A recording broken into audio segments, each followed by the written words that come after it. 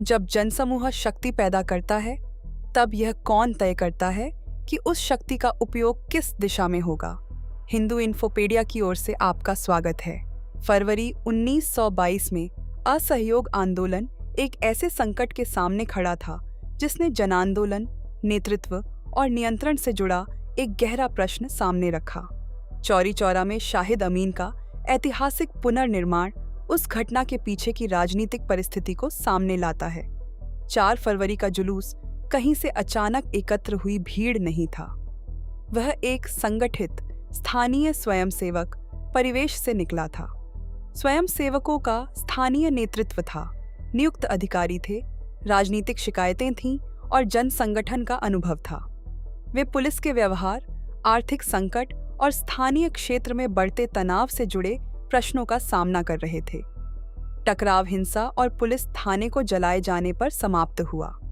गांधी ने इस घटना को इस प्रमाण के रूप में देखा कि आंदोलन अभी अहिंसक संघर्ष के लिए आवश्यक अनुशासन प्राप्त नहीं कर पाया था।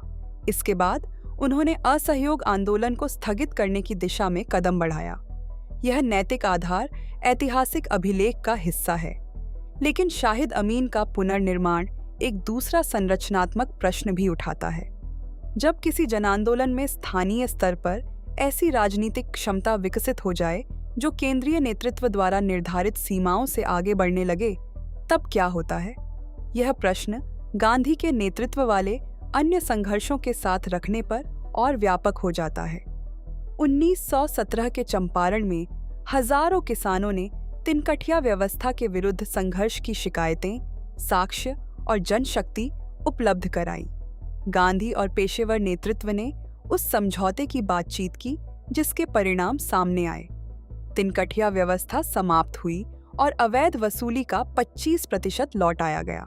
फिर भी औपचारिक परिणाम ऊपर के नेतृत्व द्वारा तय किए गए, जबकि सबसे कम शक्ति वाले वर्ग समझौते के केंद्र में नहीं थे। चौरी चौरा में संगठित स्वयंसेवकों ने स्थानीय संरचनाएं और अपनी राजनीतिक क्षमता विकसित कर ली थी। राष्ट्रीय आंदोलन के स्थगित होने के बाद उसके परिणाम धरातल पर मौजूद लोगों को भारी रूप से भुगतने पड़े। चौरी चौरा प्रकरण में 172 लोगों को मृत्युदंड दिया गया, जिसके बाद इलाहाबाद उच्च न्यायालय ने अनेक दंडों को कम किया।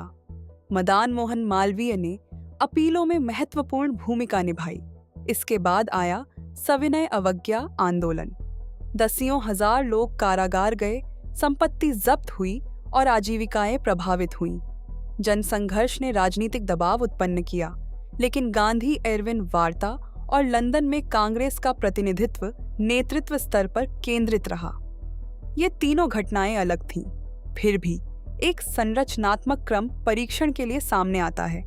जनभागीदारों ने राजनीतिक शक्ति उत्पन्न की, जबकि आंदोलन के निर्णायक परिणामों पर अधिकार अभिजात राष्ट्रवादी नेतृत्व के पास केंद्रित रहा। इसके लिए गांधी को किसी एक ही प्रेरणा का उत्तरदायी ठहराना आवश्यक नहीं है। यह राजनीतिक कार्य और संरचना का परीक्षण है।